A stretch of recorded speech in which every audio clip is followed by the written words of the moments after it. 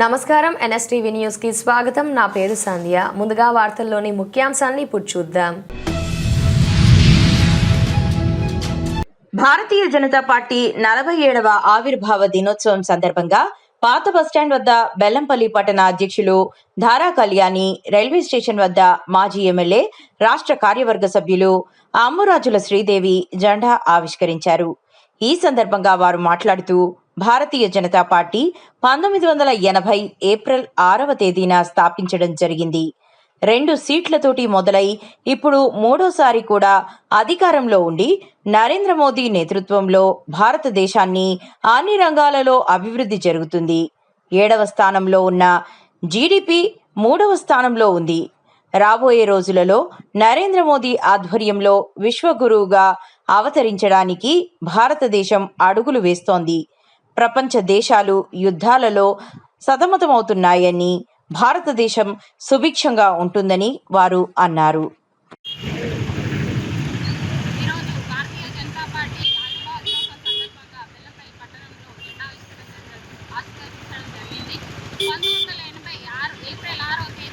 Party వ్యవస్థాపించడం జరిగింది. 46 సంవత్సరాలు పూర్తి చేసుకొని 47వ సంవత్సరంలోకి రావడం, ఈ భారతీయ జనతా పార్టీ కేంద్రంలో అధికారంలో ఉండి నరేంద్ర మోడీ గారి నేతృత్వంలో అనేక రకాలలో అభివృద్ధి అనేది జరుగుతుంది. భారతీయ జనతా పార్టీ నవీపేట మండల్ శాఖ నవీపేట మెయిన్ చౌరస్తాలో 47వ పార్టీ ఆవిర్భావ దినోత్సవాలు ఘనంగా నిర్వహించి పార్టీ జెండాను నవీపేట బీజేపీ మండల అధ్యక్షులు త్యాగసరీన్ గారి ఆధ్వర్యంలో ఆవిష్కరించడం జరిగింది.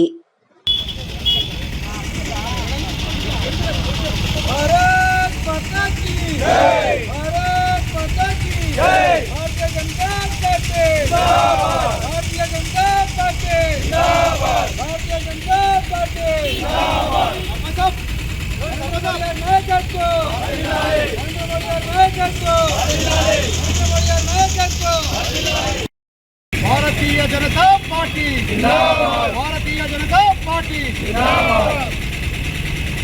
ఈరోజు నవీపేట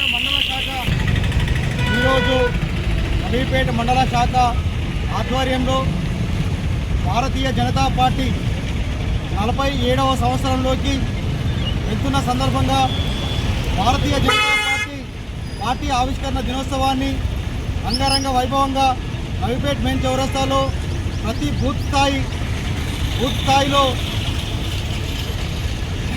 జెండా ఆవిష్కరణలు చేసుకోవడం జరిగింది. ఏదైతే భారతీయ జనతా పార్టీ 1980లో పార్టీ ప్రారంభించి నేటికి భారతీయ జనతా పార్టీ దేశ ప్రజల కోసం పాటుపడుతూ ఉంది.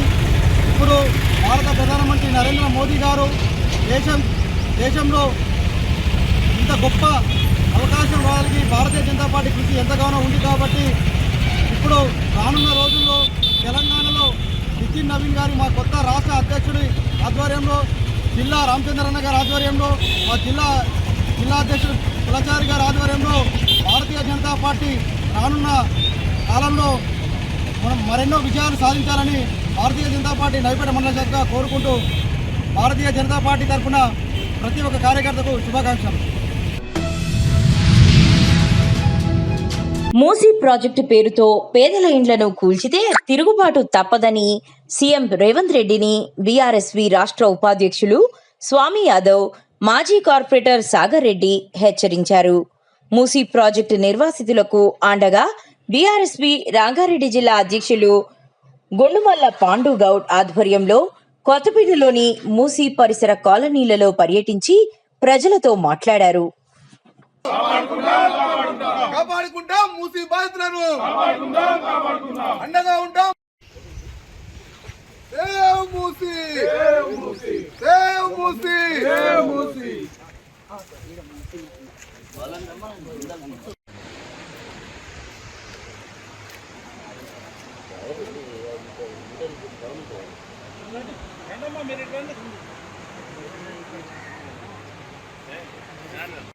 సేవ్ మూసీ, కాపాడుకుందాం మూసి బాధితులను, కాపాడుకుందాం మూసి బాధితులను, అండగా ఉంటాం మూసి బాధితులకు, అండగా ఉంటాం మూసి బాధితులకు. ఇప్పుడు ఎన్ని ఇళ్ళు పోతున్నాయమ్మా మొత్తం మీకు? వినాయక్ నగర్ మొత్తం పోతుందా?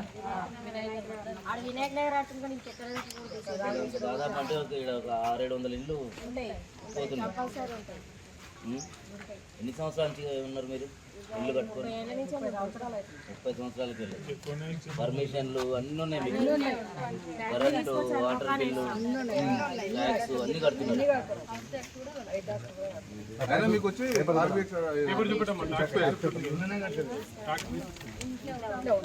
ఇదంతా ప్రైవేట్ భూమి కాబట్టి మా టీఆర్ఎస్ ప్రభుత్వంలో ఇవన్నిటికీ మేము రోడ్లు వేయించినాం ఈ కాలనీలలో. మీరు పట్టాలు కొనుక్కొని ప్లాట్లు చేసుకొని ఇల్లు కట్టుకుని పర్మిషన్లు తీసుకొని ఇల్లు కట్టుకున్నారు, కరెంటు ట్యాక్స్ కడుతున్నారు కాబట్టి మీకు రోడ్లు వేయించినాం, నల్లలు ఇప్పించినాం, అన్ని ఇప్పించినాం.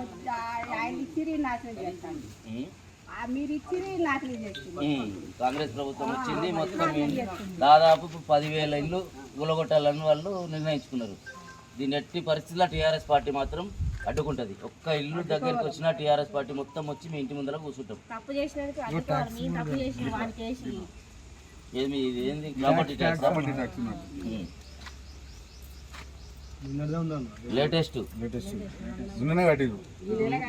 మీ ఇల్లు మీది కాకుంటే ప్రాపర్టీ ట్యాక్స్ కట్టమని మీకు ఎందుకు పంపిస్తారు? ప్రాపర్టీ ట్యాక్స్ కట్టనంటే మీ ప్రాపర్టీ అనే కదా మీరు ప్రాపర్టీ ట్యాక్స్ కట్టమని. మీ ఇల్లు గుంజుకొనికే వాళ్ళకి ఎక్కడుంది హక్కు? కాంగ్రెస్ ప్రభుత్వానికి ఓటేసి గెలిపించి తప్పు అని చేసింది కేసీఆర్. అదే అన్నగిస్తున్నాం ఇప్పుడు రేవంత్ రెడ్డి మళ్ళీ అడగమని వచ్చి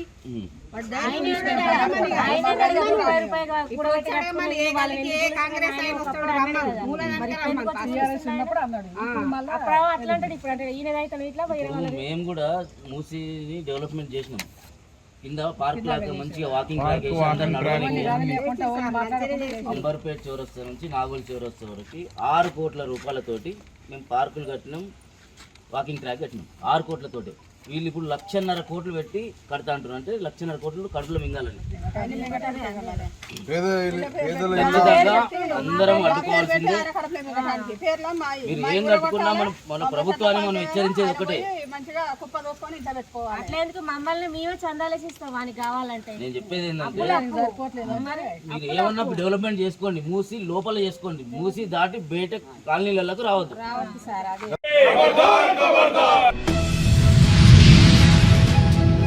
హుజూరాబాద్ పట్టణంలో భారతీయ జనతా పార్టీ ఆవిర్భావ దినోత్సవ వేడుకలను సోమవారం రోజున ఘనంగా నిర్వహించారు.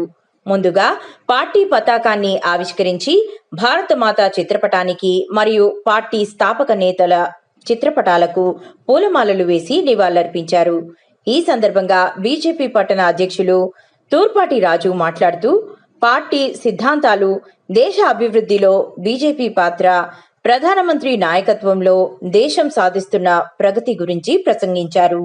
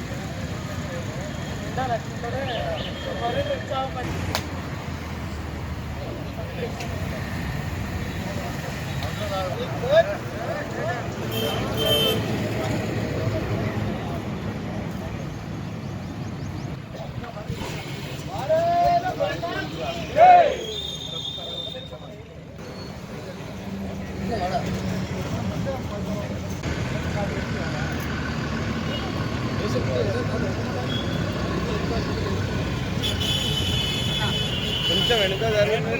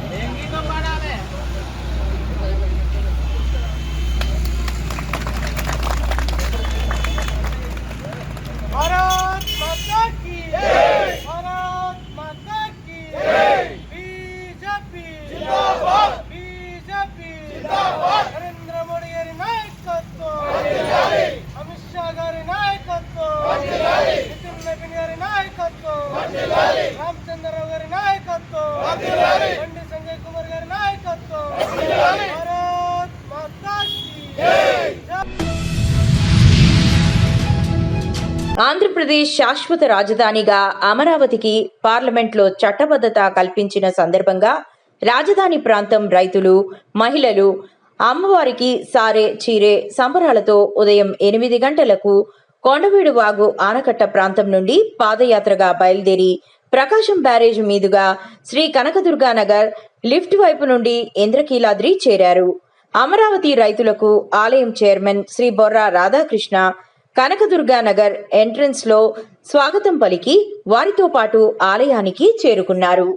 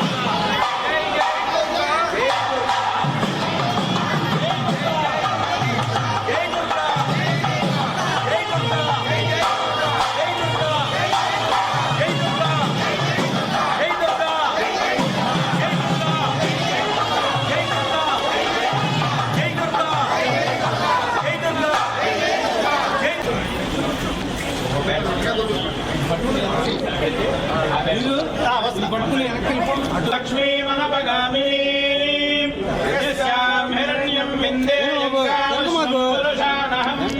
అశ్వపూర్వాం ప్రథమధ్యాం హస్తినాథ ప్రబోధినీం శ్రియం దేవీం ఉపహ్వయే శ్రీర్మా దేవీ బృహతాం ఆంధ్రోస్మితాం హిరణ్యప్రాకారామార్ద్రాం జ్వలంతీం తృప్తాం దర్పయంతే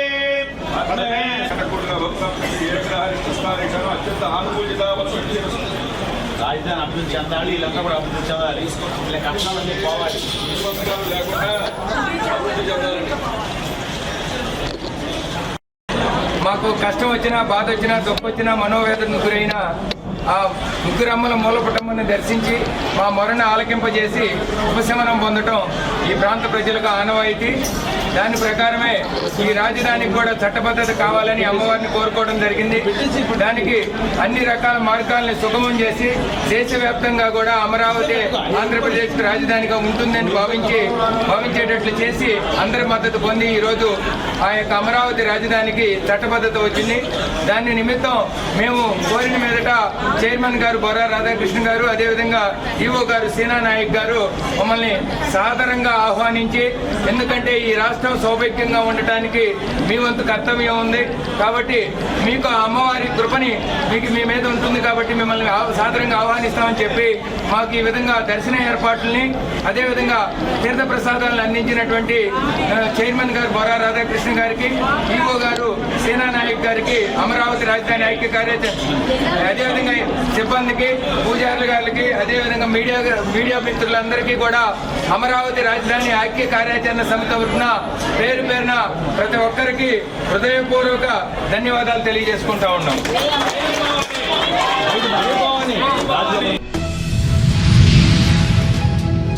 కాంగ్రెస్ ప్రభుత్వం తెలంగాణ ఉద్యమకారులకు ఇచ్చిన హామీలను వెంటనే అమలు చేయాలని తెలంగాణ రాష్ట్ర ఉద్యమకారుల ఫోరం రాష్ట్ర ఉపాధ్యక్షులుగా ఎన్నికైన డాక్టర్ సీలం పాపారావు డిమాండ్ చేశారు.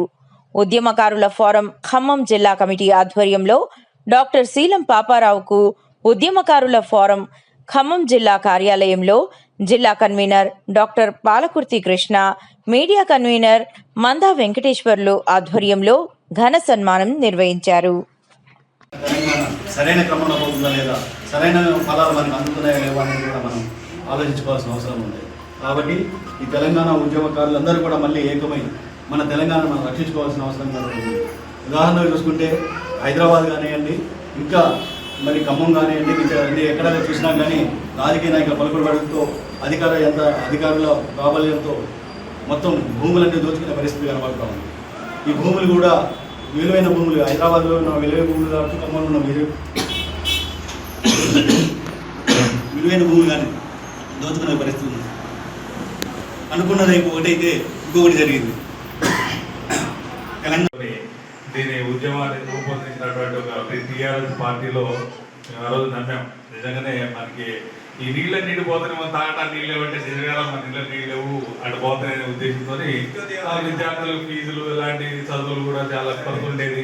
ఆందోళన ఉద్యోగాలు ఎక్కువ తీసుకోవడం చెప్తే ఆ ఉద్యమంలో ఆకర్షితులైన మేము అది ఒక పనిగా పెట్టుకొని జీవితాంతం దానికోసం పెట్టుకొని కనీసం నేను ఒక 2 జీవులు తయారు చేసి దానికోసం అందరికీ తెలుసు.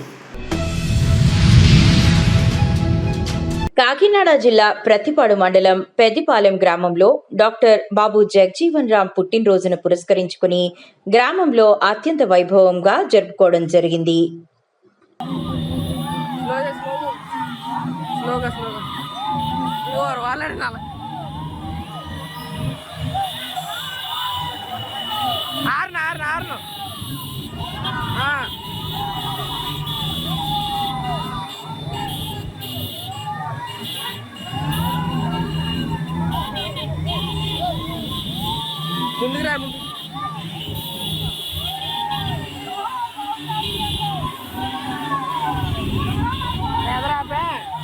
అక్కడ ఆపమా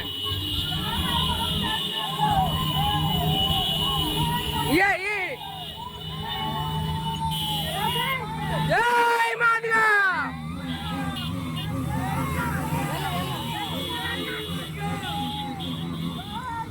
జై మాదిగా జై మాదిగా.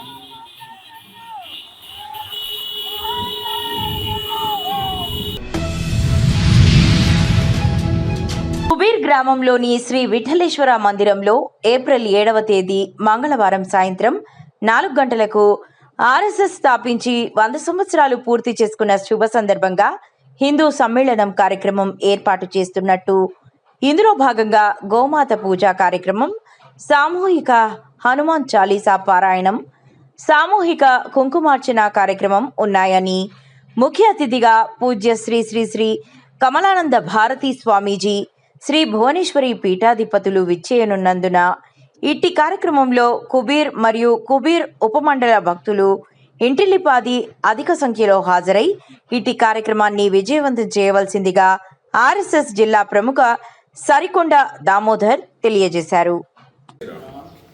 రేపు అనగా మంగళవారం సాయంత్రం 4 గంటలకు శ్రీ విఠలేశ్వర స్వామి మందిరం కుబీర్లో హిందూ సమ్మేళనం నిర్వహించడం జరుగుతుంది. ఈ హిందూ సమ్మేళనానికి భక్తులందరూ కుటుంబాలతో రావాల్సిందిగా కోరుతున్నాం. హిందూ సమ్మేళనంలో స్వామీజీల మార్గదర్శనం ఆశీ ప్రసంగం ఉంటుంది. శ్రీ కమలానంద భారతి గారు వస్తున్నారు మన హిందూ సమ్మేళన కార్యక్రమానికి. అందరూ కూడా సమయానికి రావాల్సిందిగా కోరుతున్నాం. ఈ హిందూ సమ్మేళనంలో గోమాత పూజ, కుంకుమార్చన, హనుమాన్ చాలీసా పఠనము ఈ కార్యక్రమాలు ఉంటాయి. కనుక మహిళలు కూడా అధిక సంఖ్యలో పాల్గొనవలసిందిగా కోరుతున్నాం. హిందూ సమ్మేళన నిర్వహణ సమితి మిమ్మల్ని అందరినీ కోరేదేమనగా అందరూ కూడా సకుటుంబ సపరివార సమేతంగా కార్యక్రమానికి విచ్చేసి స్వామీజీ యొక్క ఆశీ ప్రసంగాన్ని ఆశీర్వాదాలు పొందవలసిందిగా కోరుతున్నాం. కార్యక్రమం అనంతరం అన్నప్రసాద వితరణ ఉంటుంది. అందరూ కూడా స్వీకరించి వెళ్ళాల్సిందిగా కోరుతున్నాం. జై హింద్, జై భారత్.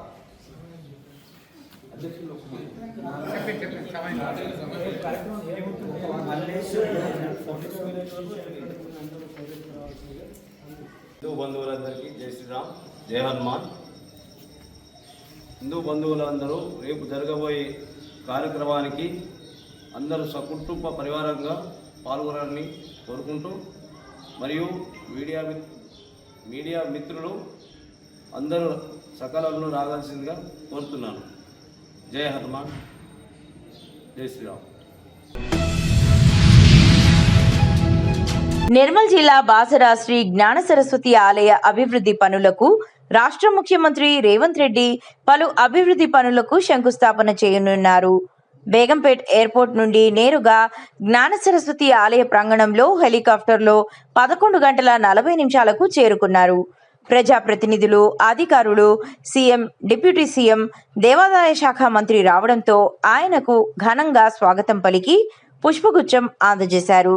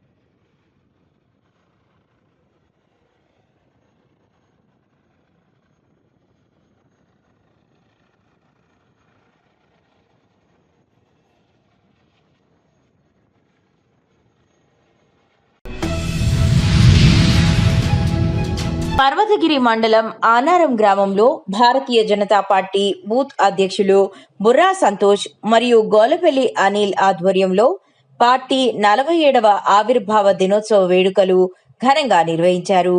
పార్టీ శ్రేణులతో కలిసి పార్టీ జెండా ఆవిష్కరించి పండ్లు పంపిణీ చేశారు. ఈ సందర్భంగా జిల్లా నాయకులు బత్తిని జలంధర్ మాట్లాడుతూ ఏకాత్మ మానవవాద సైద్ధాంతిక పునాదుల మీద ఏర్పడి దేశ నిర్మాణంలో సమస్యల పరిష్కారానికి భారతీయ జనతా పార్టీ అలుపెరగని పోరాటం చేస్తుందని అన్నారు. సమాజంలో ప్రతి వ్యవస్థ నడవాలంటే ప్రతి ఆర్గనైజేషన్ ప్రతి ఒక్క సిద్ధాంతం అవసరం ఉంటుంది. అలాగే భారతీయ జనతా పార్టీ గతంలో మన దేశంలో కాంగ్రెస్ పార్టీ ఒకటే ఉన్నది. కానీ ఇంకో పార్టీ దేశంలో రావాలంటే దానికి మనం మూల సిద్ధాంతం కంపల్సరీ ఉండాలి. ప్రజలకు ఏ విధంగా పోవాలి మనం అనే సిద్ధాంతంతో పండిట్ దీన్ దయాల్జీ మరియు శ్యామ్ ప్రసాద్ ముఖర్జీ వాళ్ళు వారి యొక్క పండిట్ దీన్ దయాల్ యొక్క అంత్యోదయ సిద్ధాంతంతో మనం ఈ ప్రజలలోకి వెళ్ళాలి. అంటే సమాజంలోని చిన్న వ్యక్తికి ప్రభుత్వం అందించే ప్రతి సంక్షేమ పథకం కూడా సమాజంలో ప్రతి వ్యక్తికి అందాలి అనే ఉద్దేశంతో పండిట్ దీన్ దయాల్జీ అంత్యోదయ సిద్ధాంతాన్ని తీసుకొచ్చి ఈ పార్టీ మూల సిద్ధాంతంగా వారు అభివర్ణించారు. సో ఆ రోజు నుంచి మన గతంలో కాంగ్రెస్ పార్టీ 50 సంవత్సరాల అధికారం ఉంది, 60 సంవత్సరాల అధికారం ఉంది. కానీ అప్పుడు సంక్షేమ పథకాలు ప్రతి ఇంటికి చేరుకోలేదు. కానీ నరేంద్ర మోడీ ప్రభుత్వం వచ్చిన తర్వాత గత 11 సంవత్సరాల కాలంలో ప్రతి మన అంత్యోదయ సిద్ధాంతం ఏదైతే మూల సిద్ధాంతం ఏదైతే ఉందో దాన్ని ముందు పెట్టి వివిధ పథకాల వివిధ స్కీములను మాడిఫై చేసి మన ముందు తీసుకొచ్చారు. అందులోని మన ప్రతి దేశంలోని 50% పైగా ఉన్న మహిళలకు మరుగుదొడ్లు దాదాపు 11 కోట్ల మరుగుదొడ్లను కట్టించడం జరిగింది. అదే మన తెలంగాణ ప్రభుత్వం మన తెలంగాణ రాష్ట్రంలో కేవలం తెలంగాణలోనే 31,46,000 మరుగుదొడ్లు కట్టించారు. మహిళల యొక్క ఆత్మగౌరవం కాపాడే ఉద్దేశంతో ఆ విధంగా స్వచ్ఛ భారత్ అనే కార్యక్రమం తీసుకొచ్చి జరిగింది. అదేవిధంగా దేశంలోని అన్ని వర్గాల ప్రజలకు, విద్యార్థులకు, మహిళలకు, రైతులకు, కార్మికులకు, అసంఘటిత కార్మికులకు ఆ విధంగా ప్రతి ఒక్క పథకం ప్రభుత్వం ఇచ్చే ప్రతి పథకం ప్రతి వ్యక్తికి గ్రామంలోని ప్రతి చిన్న వ్యక్తికి కార్మికుడికి కూడా అందాలే ఉద్దేశంతో ఈ యొక్క మన భారతదేశ ప్రభుత్వం వివిధ పథకాలను ప్రవేశపెట్టింది. అలాగే ఈ దేశంలోని ప్రతి ఒక్క అసంఘటిత కార్మికుడు అంటే కూలి పనికి పోయే ప్రతి వ్యక్తికి, కూలికి పోయే వ్యక్తికి, కార్మికుడికి, మేస్త్రి కూడా మన దేశంలో అసంఘటిత కార్మికుల కోసం అంటే శ్రమ యోజన పథకాన్ని కూడా తీసుకొచ్చింది. అంటే చివరి వ్యక్తికి కూడా ప్రతి పథకం అందాల ఉద్దేశంతో శ్రమ యోజన అంటే మన భారత ప్రభుత్వం 50 రూపాయలు డిపాజిట్ చేస్తే ఒక వ్యక్తి మన కార్మికుడు 50 రూపాయలు డిపాజిట్ చేస్తే అతనికి 60 సంవత్సరాలు వచ్చిన తర్వాత ప్రతి నెల 2,000 నుంచి 3,000 పెన్షన్ వచ్చే యోజన పథకం కూడా మన కేంద్ర ప్రభుత్వం చేసింది. ఈ విధంగా చెప్పుకుంటే పోతే చాలా పథకాలు, కిసాన్ సమ్మాన్ యోజన పథకం, అలాగే ఆయుష్మాన్ భారత్, ఫసల్ బీమా యోజన, ఈ విధంగా చెప్పుకుంటే పోతే మన యువకులకు, మన దేశంలో యువతకు, కేవలం తెలంగాణ రాష్ట్రంలో యువతకు ముద్రా యోజన పథకాన్ని, ముద్రా యోజన ద్వారా 50 నుంచి 2 లక్షల వరకు ముద్రా యోజన పథకం అందించడం జరిగింది. సో ప్రతి వర్గంలో ప్రతి వ్యక్తికి మన పథకాలు అందించే కేవలం మూల సిద్ధాంతంతో ఈ ప్రభుత్వం నడుస్తుంది. కావున మన గ్రామంలో ఉన్న కార్యకర్తలు మన పార్టీ చేసే కార్యక్రమాలు అన్ని కూడా ప్రతి వ్యక్తికి చెందే విధంగా ప్రతి ఒక్కరికి వివరించాలని కోరుకుంటూ తెలుస్తున్నాను. భారత్ మాతా కీ జై, భారత్ మాతా కీ జై. బాసర శ్రీ జ్ఞాన సరస్వతి అమ్మవారి ఆలయ పునర్నిర్మాణానికి రాష్ట్ర ప్రభుత్వం 225 కోట్ల రూపాయలు కేటాయించిందని సోమవారం ముఖ్యమంత్రి రేవంత్ రెడ్డి శాస్త్రోక్తంగా భూమి పూజ చేసి పనులను ప్రారంభించారు. మంత్రులు సీతక్క, జూపల్లి కృష్ణారావు, ఎమ్మెల్యే రామారావు పటేల్, ఎంపీ నాగేష్ ఈ కార్యక్రమంలో పాల్గొన్నారు.